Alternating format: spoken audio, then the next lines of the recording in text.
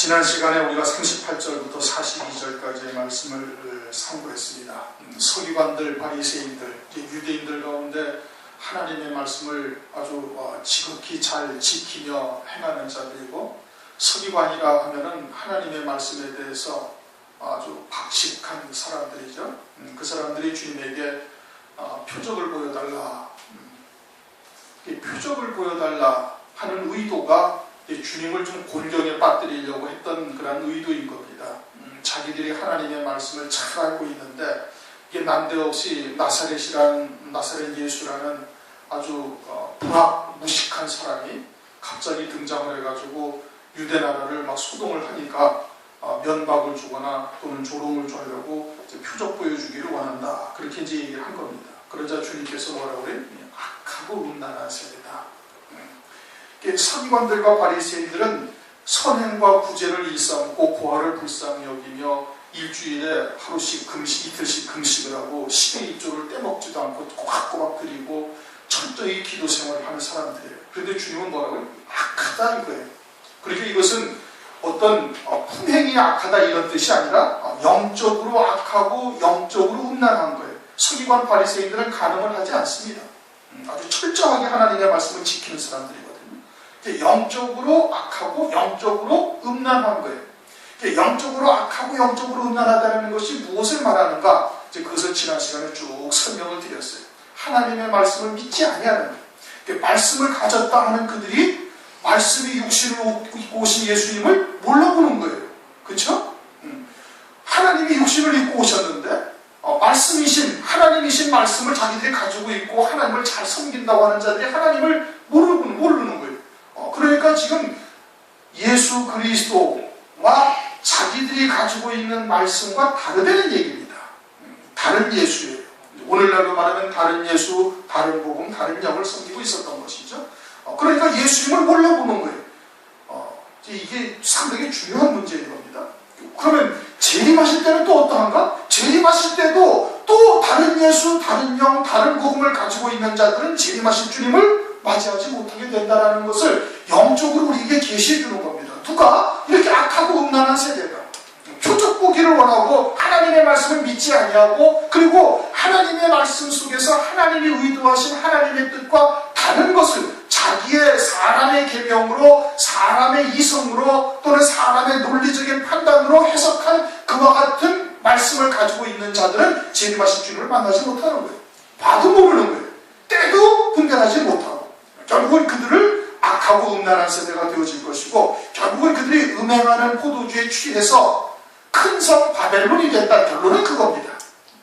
결론은 이 서기관 바리새인들이 아주 악하고 음란한 세대가 되고, 그들이 나중 형편이 더 악해져가지고 결국에는 어떻게 돼? 결국에는 큰 용, 붉은 용, 마귀한테 미혹당해가지고 하나님을 대적하는 자리에 또 서게 된다. 지금도 대적하는 자리에 서 있는데, 결론은 그것을 말씀하시는 것이고, 그러면 오늘날 교회들에게 이와 같이 서기관과 바리새인처럼 악하고 음란한 세대가 누구냐, 이걸 봐야 되는 거예요. 성경은 과거에 이스라엘의 역사를 기록한 것이 아니라 오늘날 우리들에게 교훈으로, 오늘날 우리들에게 감개로, 너희들도 그와 같은 잘못된 길로 가게 되어지면 너희들도 멸망할 것이라는 것을 깨우쳐 주시기 위해서 기록을 하신 거거든요. 그러니 이들을 통해서 그럼 오늘날 이 서기관과 바리새인 같은 신앙이 무엇을 말하는가, 이것을 우리에게 지금 알려주시고 있는 겁니다.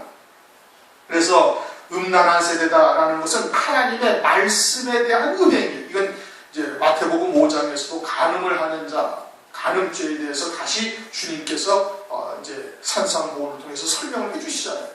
그 간음죄라는 것이 육신적인 간음을 말하는 것이 아니라 하나님의 말씀에 대한 음행이다 이겁니다. 말씀을 믿지 아니하고 표적 보기를 원하는 자, 또는 하나님의 말씀에 누룩을 섞어서 세상 복된 것을 추구하는, 그것도 간음이다. 그래서 야고보서 4장 4절에 간음하는 여자들이여 세상과 복됨이 하나님과 원수임을 알지 못하느냐, 그렇게 말씀을 하고 있죠. 그와 같은 자들이 결국 마지막 때 음행의 포도주에 취하고 재림하신 주님을 또한 대적하는 자리에 설 것을 이제 말씀을 하고 있는 겁니다.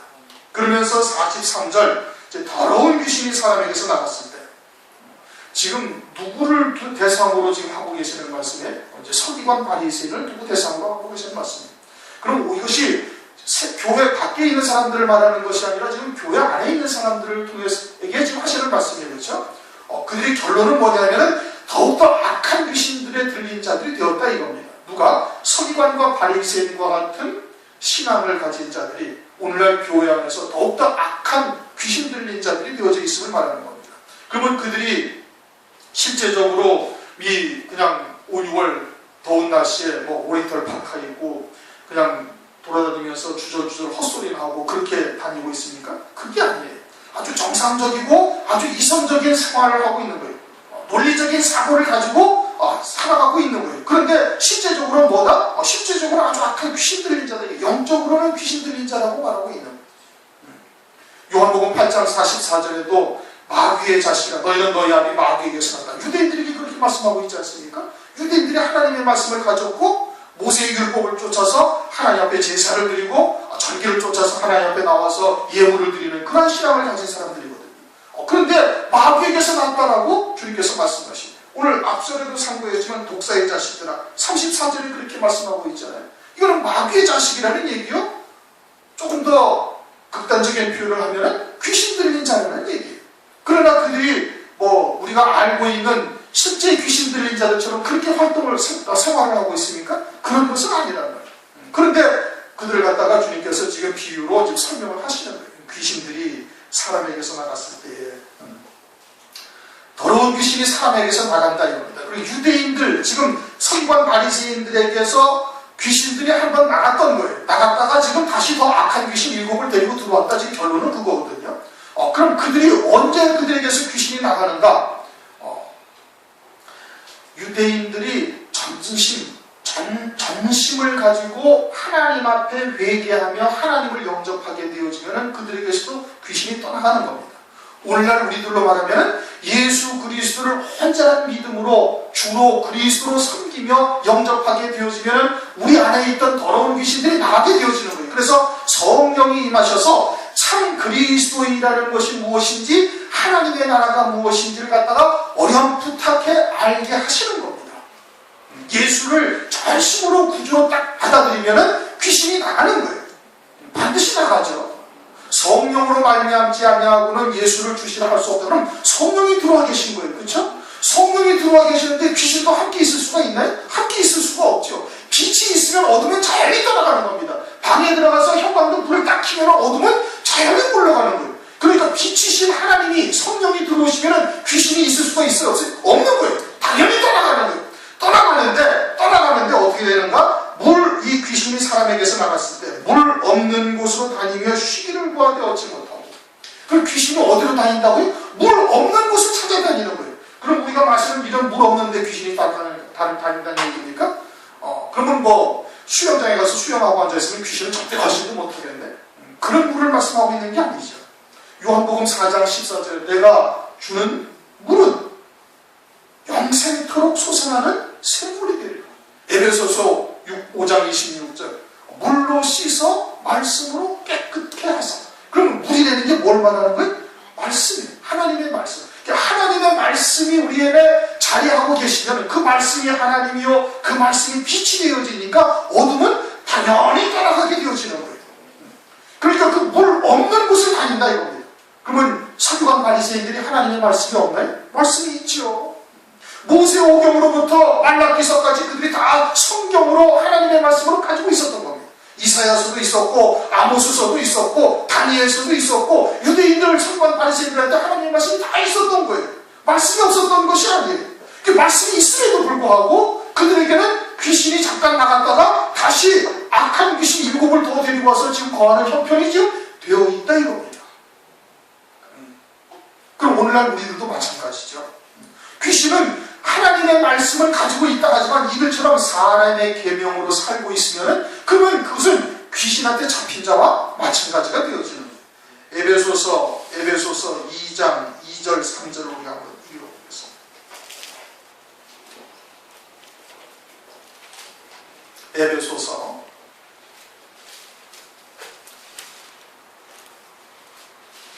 에베소서 2장 2절 3절 다 같이 시작. 그때 너희가 그 가운데서 행하여 이 세상 풍속을 쫓고 공중 권세 잡은 자를 따랐으니 곧 지금의 불순종의 아들들 가운데 역사하는 영이라.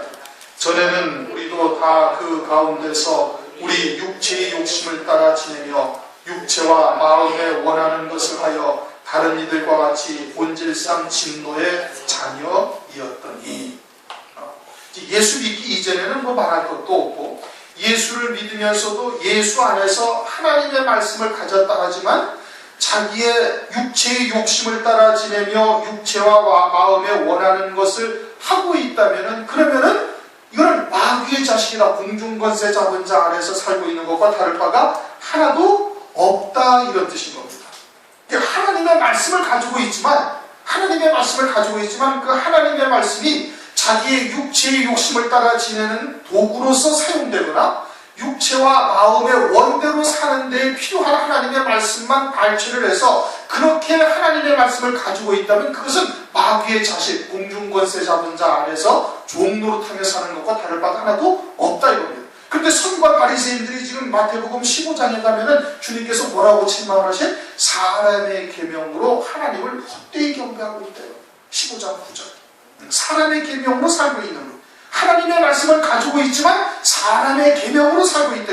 사람의 욕심을 따라 하나님의 말씀을 변개시킨 거예요. 해석을 하되 사람의 욕심을 따라 사람의 의지대로 자기의 편리를 위해서, 자기의 유익을 위해서 하나님의 말씀을 아주 자기 입맛대로 해석을 해서 사용하고 있는 것이, 그것이 사람의 계명이에요. 하나님께서는 하나님의 나라를 성경을 통해서 우리에게 지금 말씀하고 계시는 겁니다. 그렇죠? 하나님의 나라를 성경을 통해서 우리에게 알려주고 계시는 거예요. 하나님의 나라는 우리가 지금 알 수도 없고 깨달을 수도 없어요. 왜? 원죄에 있는 몸을 입고 있기 때문에 그래요. 원죄 이전에 아담은 하나님과 교통하고 있었어요. 하나님의 뜻을 다 알아서 하나님의 뜻대로 모든 동물들의 이름을 다 그대로 지었어요. 하나도 잘못 지었다고 하나님께서 책망하신 것이 없어요. 그 얘기는 뭐예요?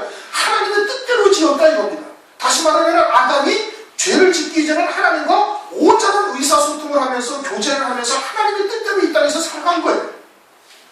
그러니까 우리는 그러나 그 이후에 원죄라는 죄가 거역의 씨가 우리의 몸에 심겨지고 난 이후에는 하나님과의 교제가 단절된 상태이고 하나님의 나라를 알 수가 없어요. 그래서 하나님께서 하나님의 나라를 설명을 해주실 때 무엇을 가지고 설명해 주실? 이 세상을 가지고 하나님의 나라를 설명을 하시는 거예요. 하나님 나라에 아담과 다윗과 바세바가 가늠하는 일이 벌어지고 있는 말씀이 하나님 나라에 있는 거 아니에요. 다시 설명을 드려요. 유다와 다말이 밤에 창녀로 변장을 해가지고 같이 동침하는 그러한 사건이 하나님 나라의 말씀으로 기록되어져 있는 것이 아니란 말이에요. 그런 것이 아니에요.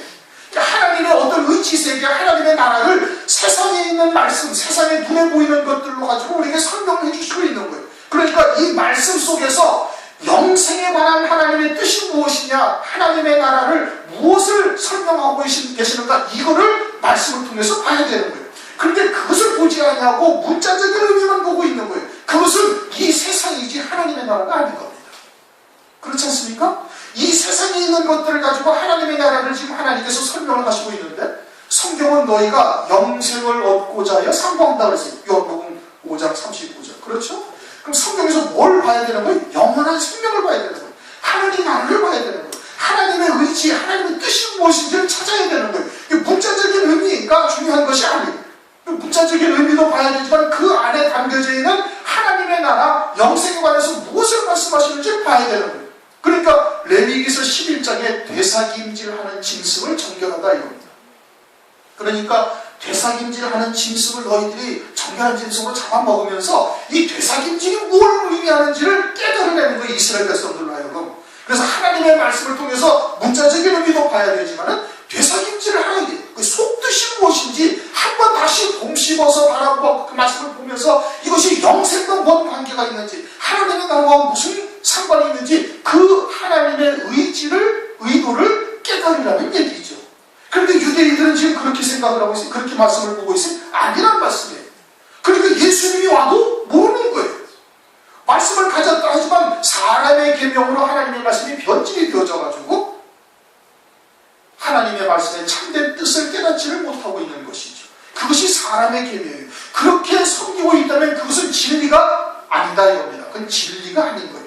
그 진리가 아닌 곳에 귀신이 들어가 있는 거예요. 왜요? 빛이 있지 않냐니까. 껍데기의 말씀은 가지고 있지만 참된 하나님의 뜻이 무엇인지를 깨닫지 못하고 있으니까 그 안에 생명도 없고 그 안에 빛도 없고, 그러니까 귀신이 물 없는 곳을 찾아다닌다 이런 뜻인 겁니다.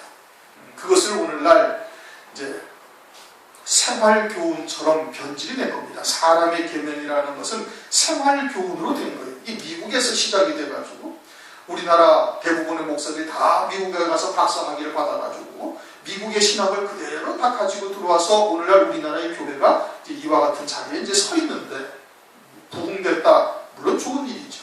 그러나 배나도 지옥 자식이 되게 만들었다면 이거는 더 심각한 문제인 겁니다. 차라리 데려다가 하나님의 말씀, 잘못된 말씀으로 가르치지 아니한 것만도 못한 거예요. 그런데 오늘날 교회가 대부분 하나님의 말씀이 그와 같은 말씀 속에 담겨져 있는 하나님의 나라가 무엇이냐, 과연 영원한 생명에 대해서 어떠한 의도를 가지시고 이 말씀을 하신 것이냐, 이것을 보아야 되는데 그것을 보지 아니하고 생활교훈으로 바뀌어져 있는 거예요. 그냥 문자적인 의미, 표면적인 의미만 보는 거예요. 부모에게 효도하라는 게 그냥 육신의 부모에게 효도하라는 것을 알아요. 그러나 아브라함은 자기 부모를 버려버렸어요. 믿음의 조상인 아브라함은 자기 부모 대란을 갖다가 65년 동안 혼자 덮어버린 거예요. 60여 년 동안 하나님 땅에다 버려버린 거예요. 하나님께서 네 아비 집을 떠나라니까 하나님께서 그 아비 대라고 죽기도 전에 와버렸다는 말씀이에요. 그럼 부모를 공격하라고 하신 말씀이, 믿음의 조상인 아브라함은 자기 육신의 부모를 공격하지도 않았는데 하나님의 말씀을 쫓아서 버려버리고 왔는데, 그럼 이것이 육신의 부모를 공격하는 얘기, 그런 뜻이 아니거든요.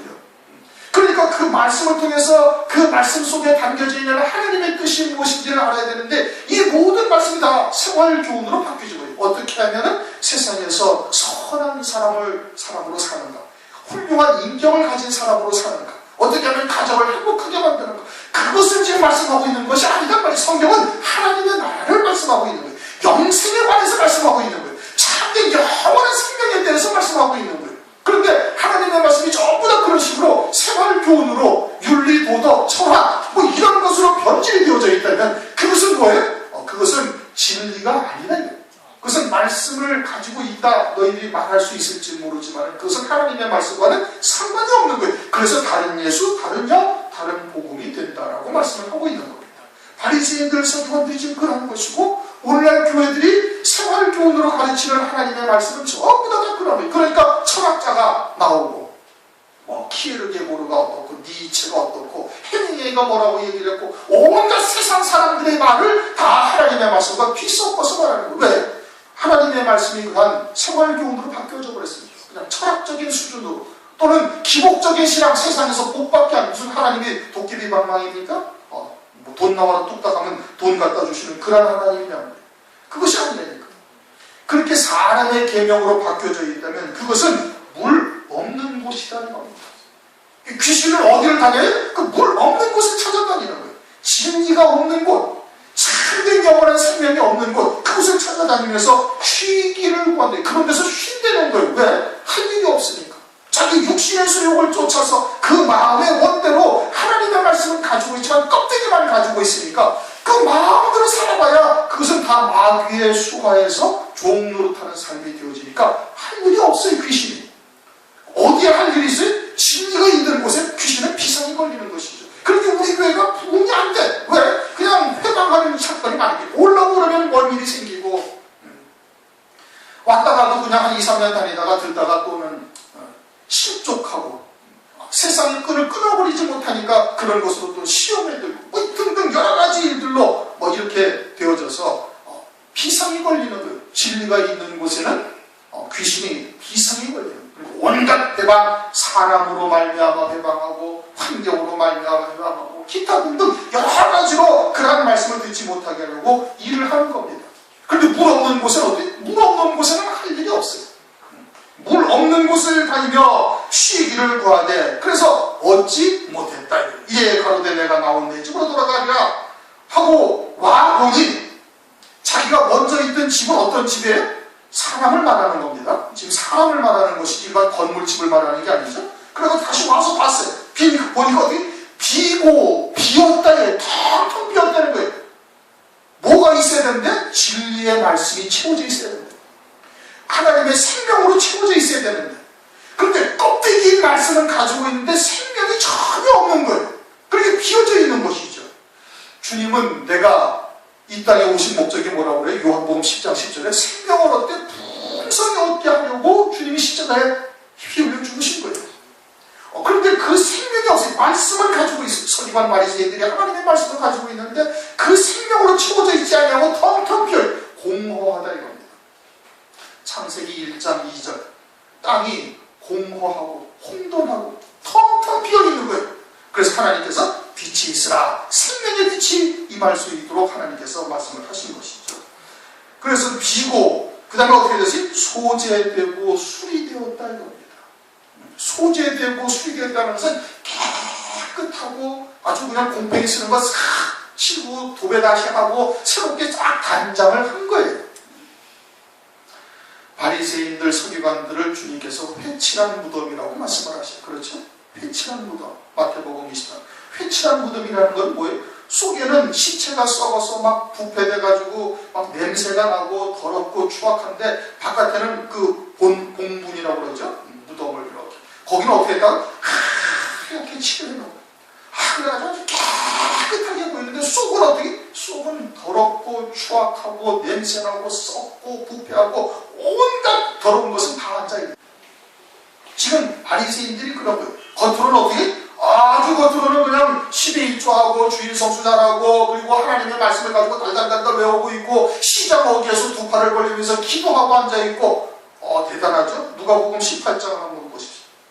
바리새인이 어떻게 기도를 하고 있는가? 누가복음 18장 10절 11절을 한번 보시겠습니다.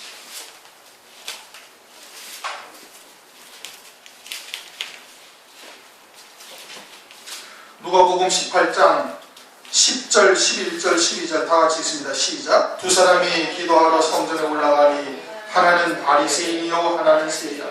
바리새인은 서서 따로 기도하여 가로되 하나님이여 나는 다른 사람들 곧 토색, 불의, 가늠하는 자들과 같지 아니하고 이 세리와도 같지 아니함을 감사하나이다. 나는 일에 2번씩 금식하고 또 소득의 11조를 드리나이다. 바리새인들이 그렇게 생활한 거예요.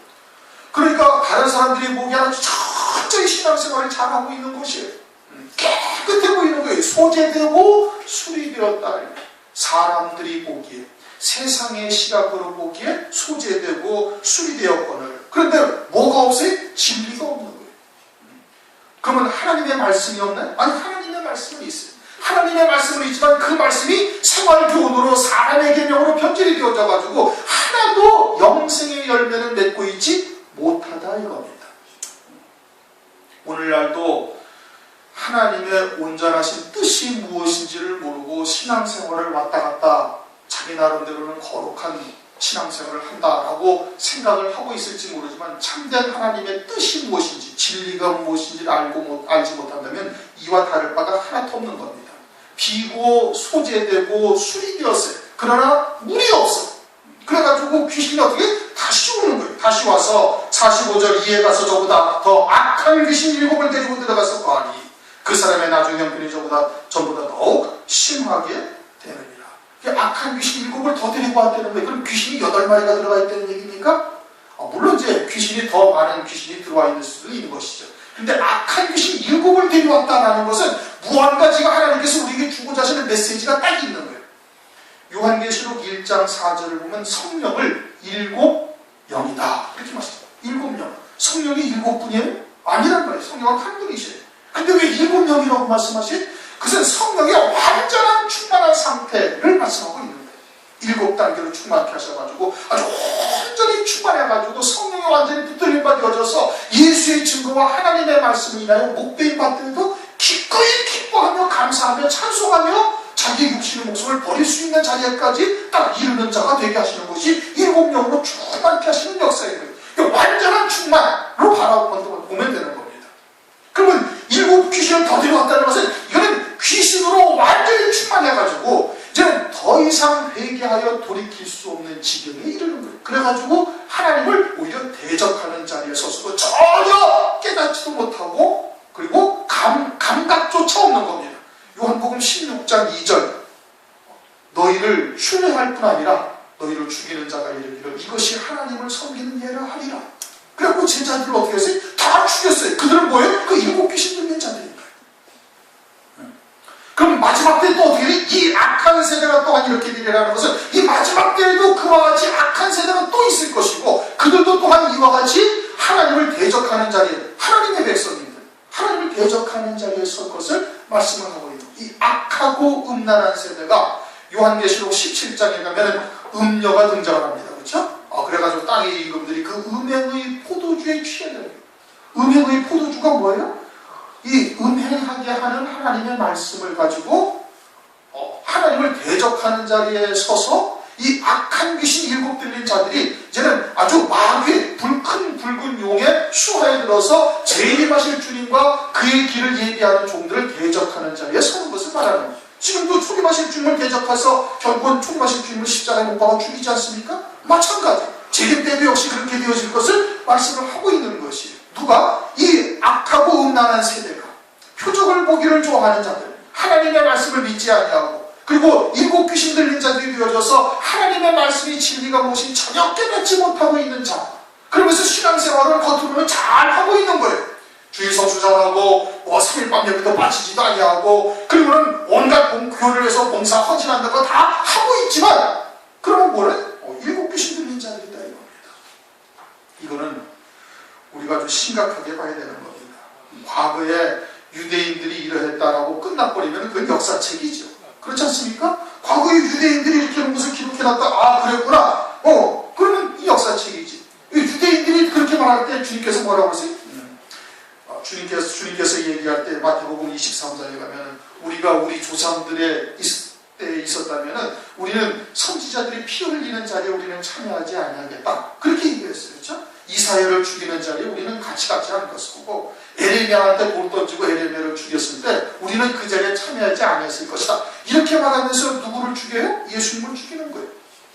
자기들이 그러한 자리에 있지 못하다 이겁니다. 그럼 오늘날 교회는 그들과 다른가요? 마찬가지라는 것을 우리가 봐야 되는 겁니다. 그러므로 사람의 계명이 무엇인지 진리가 무엇인지를 우리가 부단히 하나님께 구해서 온전한 빛 가운데 있는 자가 되어야 되는 거예요. 빛이 있어야 어둠이 보이는 거예요. 어둠 속에 있으면 빛이 안 보이죠. 사람의 계명으로 살고 있으면 진리가 무엇인지를 깨닫지를 못합니다. 46절 그럼 다시 한번 이제 그 문제는 여기 있는 문제는 우리가 이제 그 정도는 이제 기본적으로 이제 한다는 것입니다. 그럼 오늘날 우리들은 어떠하냐 이겁니다. 귀신 들린 자라는 것은 이제 그러한 일반적으로 임상적으로 귀신 들린 자를 의미하지 아니하고 이것은 에베소서 2장 2절 3절 말씀처럼 육체의 소욕을 따라 또는 육체와 그 마음에 원하는 대로 하나님의 말씀을 자기 나름대로 해석을 해서 쫓아가게 되어지면 그것이 공중권세 잡은 자 안에서 사는 거예요. 우리도 예수를 믿고 있다 하지만은 진리를 우리가 깨닫고 있다 하지만 여전히 내 생각이나 내 의지가 하나님의 말씀보다 앞서면은 아직도 우리는 육체로 사는 자 부분이 많이 있는 거예요. 그렇죠? 그것은 마귀의 종로로 타는 삶이고 그것은 하나님 나라에서 영생과 상관이 없이 불타 없어지는 삶이 되어지는 겁니다. 그럼 우리도 마찬가지인 거예요. 그러면은 우리로서 온전한 하나님의 말씀을 믿는 믿음으로 사는 자가 되었다는 것은 어떠할 때 그렇게 되어지는가? 그것은 하나님의 말씀이 내 생명이 되어졌을 때 그런 겁니다. 그 말씀으로만 딱 사는 자로서 발걸음을 옮기게 되어질 때 그때야 온전히 성령으로 충만한 상태인 것이고 말씀에 붙잡힌 자가 딱 되어지는 거예요. 그러니까 말씀으로 인해서 고난을 당한다든지 말씀으로 인해서 물질적인 손해가 온다든지 또는 말씀으로 인해서 어떠한 사람들의 핍박이나 또는 조롱이 온다 할지라도 그런 것을 기꺼이 감당할 수 있는 자가 되어졌을 때 그 말씀이 내게 생명이 되어진 겁니다. 그럼 그것이 어떻게 나타나요? 예배를 통해서 나타나는 것이고 주를 위한 헌신을 통해서 나타나게 되어지는 거예요. 그렇게 되어졌을 때 우리가 온전히 믿음으로만 산다라고 이야기할 수가 있는 겁니다.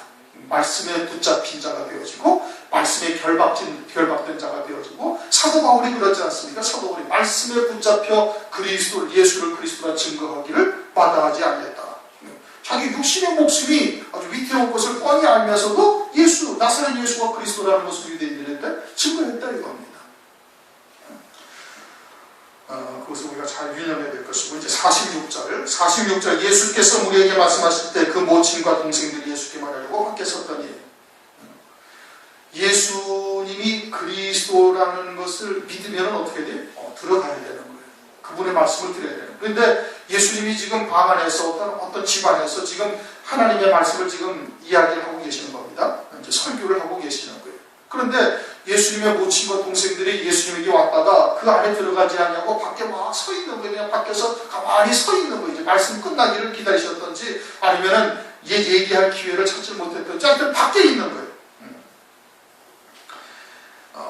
마가복음을 보면은 마가복음 3장 21절을 보면 예수의 친속들이 듣고 붙들려 나오니 이는 그가 미쳤다 합니다. 예수님이 율법이나 또는 하나님의 말씀을 배우신 적이 없어요. 나사렛 나사렛 사는 요셉의 목수의 아들로 태어나시면서 자라시면서 그냥 목수의 일만 하신 거예요. 그러니까 불합무식한 분이신 겁니다. 이제 세상의 시각으로는. 그런데 갑자기 성령을 받고 나서는, 세례를 받고 나서는, 성령이 임하시고 나서는 그냥 하나님의 말씀을 증거하는데 도대체 서기관들과 이런 사람들로부터 이제까지 들어보지 못했던 말씀을 듣는 것이고 표적이 나타나고 이러니까 사람들이 다 어떻게 미쳤다 그러는 거예요. 그러면서 마리아와 그 동생들도 어떻게 생각을 하는 거예요? 미쳤다고 생각을 하는 거예요. 그러니까 마리아는 자기 아들로, 그 동생들은 자기들의 그냥 형으로만 생각을 하는 것이지 그리스도나 메시아라고는 전혀 인정하지를 못하고 있는 겁니다. 그래가지고는 데리러 가려고 이제 온 거예요. 이렇게 주님으로 그리스도로 지금 보고 있는 것은 아닌 겁니다. 왜? 아들이고 자기의 형님으로만 알고 있는 거예요. 자기의 가족 중에 한 사람이었는데 갑자기 뭔가 이상해가지고 그냥 하나님의 말씀을 증거하고 있고 그리고 듣도 보도 못한 표적을 보이긴 하는데 그런데 이상을 인정하지 못하는 거죠. 그래가지고는 미쳤다. 마태복음 13장 57절을 보면 선지자가 자기 고향과 자기 집 외에서는 존경을 받지 않음이 없느냐.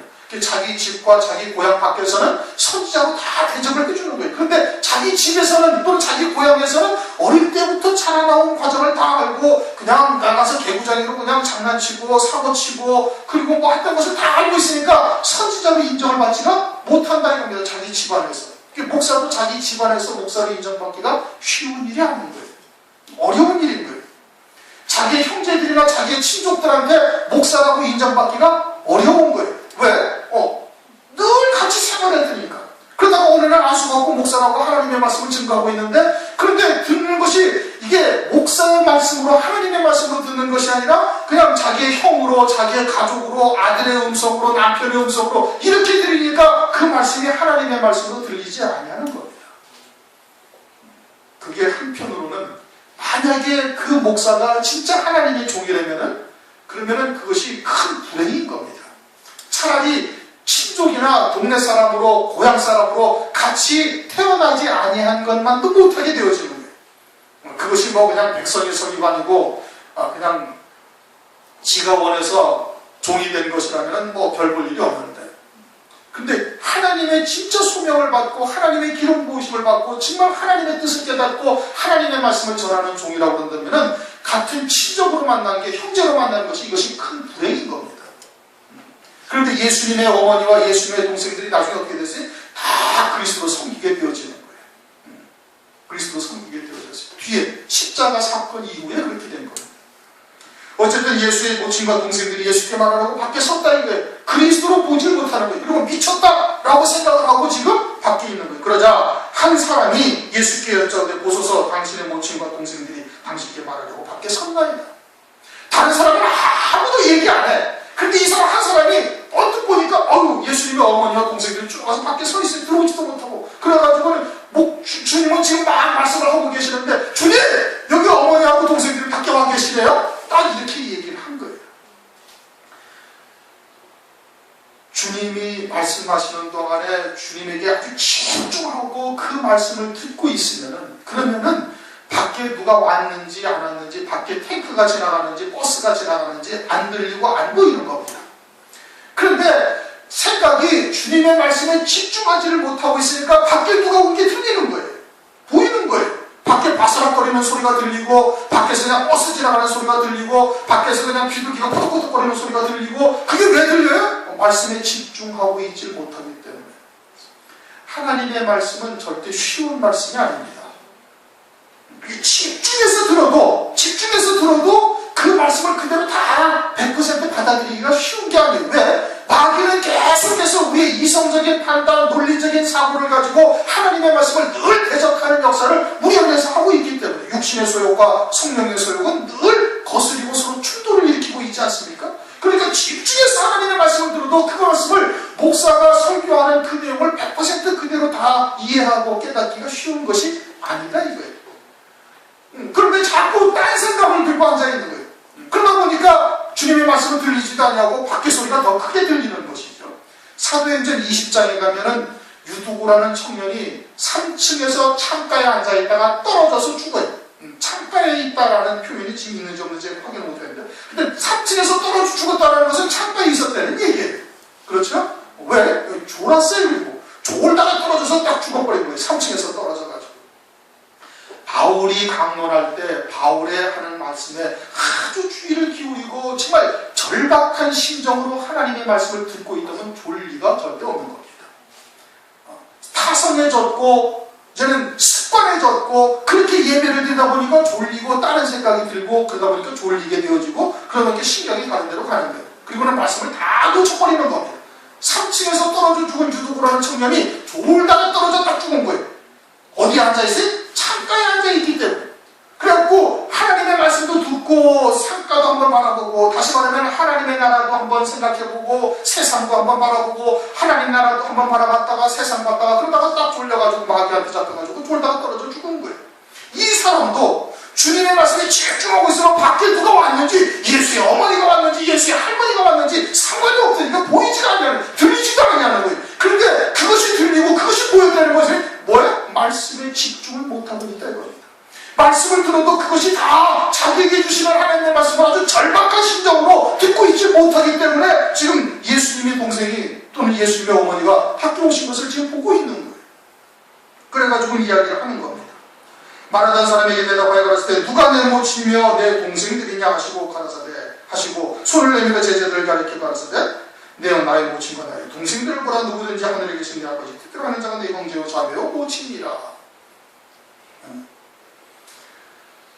지금 이 말씀이 문자적인 의미로 보면은 바리새인들처럼 그러면은 가정을 다 부정하는 것이 되는 거예요. 그렇죠? 그래가지고 이단들은 가정이고 뭐고 다 팽개치고 다 그쪽으로 오라고 그럽니다. 신천지가 그러고 요즘 말썽생기는 그것도 그러죠.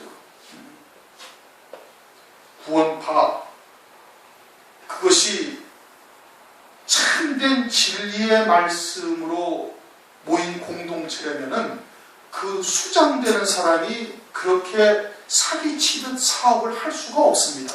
그렇죠? 열매를 보고 그 사람을 알 수가 있는 거예요. 그 신앙이 무엇인지를 알 수가 있는 거예요. 그런데 그 열매는, 나타난 열매는 일부러 부도를 내고 나중에 다 사요. 그래가지고 그 회사에 돈을 빌려줬던 사람들 전부 다 망하게 해버린 겁니다. 그렇죠? 세고라는 세고 유람선과 여러 가지 기업을 가지고 있다. 그 다 부도내가지고 나중에 그것을 뒤에서 다 자기 아들들의 이름으로 자기 또 아는 그런 사람들의 이름으로 다 그것을 다 샀어요. 이제 완전 부도난 기업이 헐값에 다 산 거예요. 그럼 채권자들은 어떻게 채권자들이 다 끝나버린 거예요.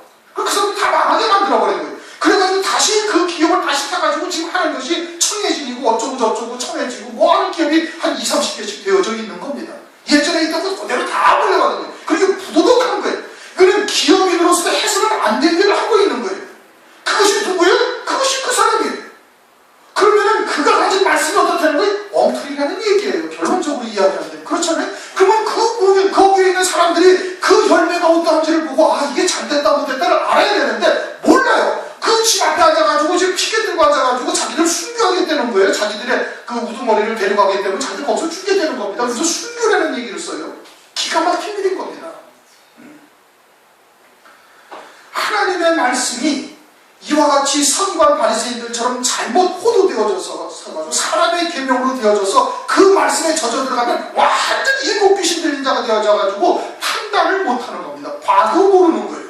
그 상황이 지금 신문지상의 방송에 지금 한 달 내내 떠들고 있어서 지금 그 상황을 객관적인 시각으로 딱 보면 금방 알 수 있어요. 그러면 유아무개라는 사람이 이게 잘못된 사람이라고 하고 거기서 나올 수가 있는데 안 보이는 거예요. 그게 왜 안 보여요? 귀신한테 완전히 잡혀있기 때문에. 신천지에 들어간 사람들이 왜 빠져나오지 못하는 줄 아십니까? 완전히 귀신한테 잡혀가지고 이 판단력이 다 상실돼 버리는 거예요. 그래가지고 거기서 못 나오는 거예요. 뭐 정명석이 통일교 다 마찬가지인 겁니다. 거기 가가지고 그저 그 사람들이 말하는 그런 교리 교본 같은 거 갖다 놓고 딱 펼쳐가면서 성경 여기저기 찾아가서 딱딱 말씀드리면 그냥 다 뒤집어져 버리는 거예요. 우리처럼 이렇게 하나님의 말씀이 이게 본질이 무엇이고 이게 뭘 의미하는지를 딱 깨닫고 있으면 아마 그 사람들 우리 수준이한테 와가지고서 신천지 와가지고 어쩌고저쩌고 하면 수준이가 되려 그 사람들 설득시킬 겁니다. 그 정도는 돼야 그런 사람들한테 넘어가질 않지. 말씀은 맨날 하는데 사람의 계명으로 알고 있으니까 그냥 한 시간만 가서 딱 들으면 그냥 딱 꼬꾸라지는 겁니다. 뭐 목사도 별볼 일 없는 거예요. 목사라고 하나님 말씀을 합니까? 모르지요.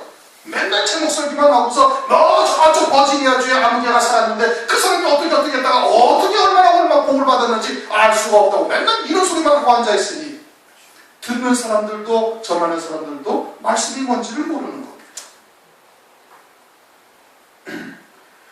이 말씀은 가족을 부인하는 말씀이 아니에요. 마가복음에도 보면은 마가복음 10장 29절 한번 여러분 읽어보시기 바랍니다. 거기는 더 심각하게 써놨어요. 마가복음 10장 29절 다 같이 읽습니다. 시작. 예수께서 가라사대 내가 진실로 너희에게 이르노니 나와 및 복음을 위하여 집이나 형제나 자매나 어미나 아비나 자식이나 전토를 벌인 자는 금세에 있어 집과 형제와 자매와 모친과 자식과 전토를 100배나 받대. 아내를 버리면 아내를 100명을 주신답니다. 그렇죠? 문자적인 의미는 그거예요. 전토를 버리면 전토를 100배나 받고 아내를 버리면 아내를 100명이나 주고 남편 버리면 남편 100명 주시는 거예요. 지금 문자적인 의미는 그렇잖아요. 그렇죠? 이게 그런 뜻입니까? 그런 뜻이 아니라는 말씀이에요. 우리는 예수 그리스도 안에서 새 피조물이다. 마태복음 23장 9절 땅에 있는 자를 아비라 하지 마라. 너희 아버지는 한 분이시니 하늘에 계신 분이시다. 하나님 아버지가 나의 참 아버지. 그리스도 안에서 세례를 받아서 그리스도 안에서 이제 영원한 생명으로 사는 자가 되어져 있느냐? 그걸 지금 말하고 있는 거예요. 영원한 생명으로 새 피조물이 된 자가 네 참 자아가 무엇인지를 깨닫고 마태복음 로마서 7장을 가서 보면은 7장에 사도 바울이 아주 고민하는 장면이 써 있습니다. 그렇죠? 이 죄를 행하는 거 이건 내가 아니다. 나의 속사람으로는 하나님 법을 섬기고 그리고는 육체는 뭐예요? 죄의 법을 섬기고 있는 거예요. 그러나 이 죄를 짓고 있는 것은 이건 내가 아니다. 이거예요. 또 다른 자아가 있는데 이거는 그리스도 예수 안에 있어서 이거는 정죄함이 없던 죄와 상관이 없는 존재가 내가 있다 이거예요. 그게 뭐예요? 영원한 생명이란 말이에요. 하나님의 생명, 거룩한 생명, 그 죄와 상관이 없는 거룩한 생명이 내 안에 있는 거예요. 말씀이 곧 그와 같은 생명인 거예요. 그래서 말씀을 주셨어요. 그 생명이 더 풍성해지려고 열매 맺어 자라게 되려고 그래서 그리스도의 형상에까지 세워가시는 역사를 오늘날 이 땅에서 우리들을 통해서 행하시는 거예요. 지금 그것을 위해서 연단도 하시고 그것을 위해서 고난도 겪게 하시고 때로는 또 풍요로움도 누리게 하시고 기쁨도 누리게 하시고 여러 가지 상황들을 통해서 우리가 하여금 광야길을 걷게 하셔가지고 가나안 땅에 들어가도록 그 영원한 생명의 나라 하나님의 나라에 들어갈 수 있도록 은혜를 베풀고 계시다는 겁니다. 그러니 우리의 참 자아가 뭐예요? 그 영원한 생명의 나라의 참 자아인 거예요. 그것을 위해서 육신을 입혀 이 땅에 잠시 보내신 것뿐이에요. 육신의 관계는 이 땅에서 딱 끝나버리는 거예요. 하나님 나라에 가면 또다시 부부로 만납니까? 부모 자식으로 만납니까? 아니란 말이에요. 그럼 하나님 아버지가 어떻게 아버지가 돼? 할아버지 그냥 평생을 살고 살 수 없는 그 관계가 되는데 그것이 아니에요. 하나님의 아들은 바로 아버지시라니까. 아버지란 말이에요. 그러니 새 피조물로 지금 나와 있는 존재냐? 그러면은 육신의 관계는 그것보다 훨씬 더 우선해야 되는 것이 이 새 생명 안에서의 하나님과 천국을 잠시 지금 이 땅에서 우리가 그런 새 생명 가운데 공동체로서 지금 함께 지금 교제를 하면서 살아가고 있는 거예요. 그 하나님의 나라를 지금 여기서 지금 걸어가면서 연습을 하면서 그리고 우리의 생명이 더 자라나갈 수 있도록 지금 이끌어가고 계시는 거예요. 그러니 이와 같이 새 피조물 된 자로서 우리가 새 생명 가운데 살아가고 있는 존재냐? 그러면 육신의 관계보다 뭐가 우선이 돼야 돼? 그 새 생명, 영원한 관계가 우선이 돼요. 왜요?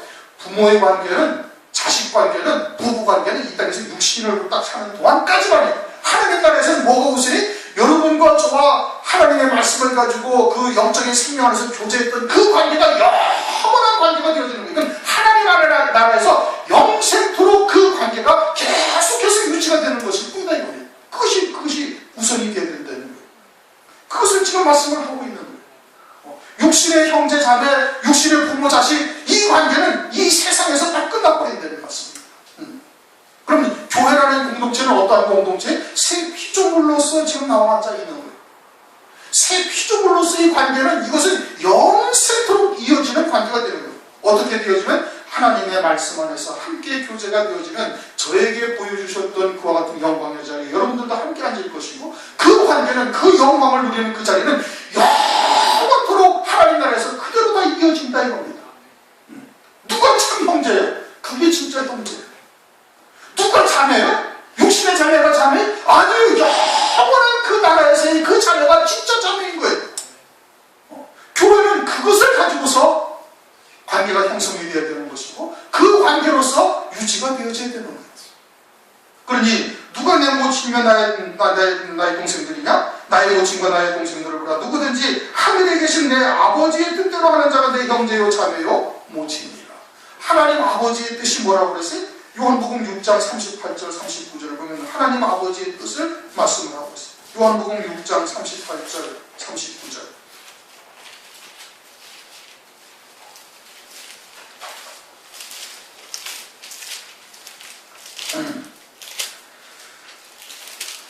요한복음 6장 39절 40절 다 같이 있습니다. 시작. 나를 보내신 이의 뜻을 행하려 하노니 나를 보내신 이의 뜻은 내게 주신 자 중에 내가 하나도 잃어버리지 아니하고 마지막 날에 다시 살리는 이것이니라. 내 아버지의 뜻은 아들을 보고 믿는 자마다 영생을 얻는 이것이니 마지막 날에 내가 이를 다시 살리리라 하시니라. 그 아버지의 뜻은 뭐라고요? 주님에게 주신 자들을 마지막 날에 다 살리는 거예요. 어떻게 살려요? 우선 보내신 자를 믿고 그리스도를 믿고 그리고 영생을 얻는다 이겁니다. 예수를 믿고 성령을 받아서 이 땅에서 열매 맺어 자라가서 그리스도의 형상으로 세워지는 거예요. 그게 영생이에요. 영원한 영광을 누리는 것이 그것이 영생이란 말이에요. 그리스도를 믿고 영생을 얻는 것이 그것이 아버지의 뜻이에요. 그 아버지의 뜻대로 행하는 자가 형제요 자매요 모친이다 이겁니다. 그들을 마지막 날에 다 살리리라. 그 마지막 날은 언제를 말하는 거예요? 백보자의 심판 때를 말하는 건가요? 주의 재림의 때를 말하는 건가요? 주의 재림의 때인 겁니다. 왜? 형제요 자매요 모친이라고 말씀하셨죠? 주님의 형제라는 거예요. 주님의 형제는 장자들의 총회에 참여하는 자들만이 주님의 온전한 형제인 겁니다. 왜? 히브리서 1장에서 설명하고 있죠. 히브리서 1장에 주님께서 맏아들을 이끌어 세상에 다시 오게 하실 때, 맏아들이 누구예요? 예수 그리스도. 주님께서 재림하실 때, 그때 히브리서 1장 9절인가 10절에 가면 네 동료들보다 승하게 하셨도다. 주님의 동료들이 되는 거예요. 주님의 동료들보다 주님을 월등하게 하셨다는 겁니다. 그 동료들은 누구예요? 장자들, 장자. 두 몫을 받는 장자들. 그럼 자매는 그리스도의 신부죠. 아가서를 우리가 상고하고 있죠. 아가서, 나의 누이, 나의 신부. 왜? 아버지의 생명을 가진 자인데 그리스도의 신부가 되어졌어요. 그래서 누이도 되고 신부도 되는 거예요. 마치 아브라함의 처 사라와 같다. 그게 무형으로 주신 거예요. 나의 누이, 나의 신부다. 그러니까 주님의 자매가 되는 거예요. 그럼 주님의 모친이라는 것은 예수와 같은 생명을 낳은 자죠. 그와 같이 먼저 된 자가 되어져서 이제는 성령과 신부가 오라 말씀하시면서 하나님의 말씀을 값없이 나눠주는 자가 있어요. 마지막 때. 그렇죠. 요한계시록 22장 17절. 그래서 그들을 어떻게? 그리스도의 신부로 세우는 거예요. 어린 양의 안으로 그들을 갖다 세우는 거예요. 그래서 그리스도의 형상 형상으로 세워질 그들을 갖다가 낳는데 복음과 진리로 그들을 낳고 갈라디아서 고린도전서 4장 15절 복음으로서 내가 너희를 낳았고 또 갈라디아서 4장 19절 말씀처럼 너희를 그리스도의 형상으로 세우기까지 내가 해산하는 수고라. 해산은 누가 해? 남자가 해요? 여자가 해요? 여자가 하는 거죠. 그러니까 못 치게되는 거예요. 그러니까 이 마지막 날에 내가 다시 살린다는 것은 주의 재림의 때를 말씀하시는 것이고, 그리고는 그들을 갖다가 첫째 부활의 영광에 이르는 자들이 이 말씀의 대상이 되는 것임을 말씀을 하고 있는 겁니다. 성경은 그 모든 초점이 주님의 혼인잔치에 맞춰져 있는 겁니다. 그들이 내 형제요 자매요 모지다, 지금 그렇게 말씀하고 있습니다. 네, 오늘은 마태복음 12장 43절부터 50절까지 말씀을 참고했습니다. 바리새인들, 이 사두개인들 또는 서기관들, 사람의 계명으로 살고 있는 자들은 하나님의 말씀을 가지고 있다 하지만 귀신 들린 자들이고, 그들은 장차 일곱 귀신 들린 자들이 되어져서 이것은 주의 재림의 때 음행의 포도주에 취할 뿐 아니라 음녀교회가 되어져서 주의 재림을 대적하는 자리에 설 것을 말씀을 하고 있는 겁니다. 그것을 그림자적으로 보여주시고 있는 거예요. 그 다음에는 46절부터 50절까지는 교회 안에서의 영적인 관계가 무엇인지 우리가 정확하게 깨달아야 되는 것이고, 그리고는 이것은 육적인 관계보다 우선되어져야 되는 거예요. 육적인 관계를 다 깨뜨려버리고 없애버리고 그냥 호를 단신으로 다 이혼하고 자식하고도 다 갈라서 이런 뜻이 전혀 아닌 겁니다. 주님도 이 땅에 육신의 부모를 통해서 오신 거예요. 어머니를 통해서 오셨잖아요. 그 육신의 관계는 이 땅에서의 관계일 뿐인 것이고, 참된 관계가 무엇이냐, 그것을 지금 설명을 해주시고 있는 겁니다. 우리 통속으로 잠시 기도하시겠습니다.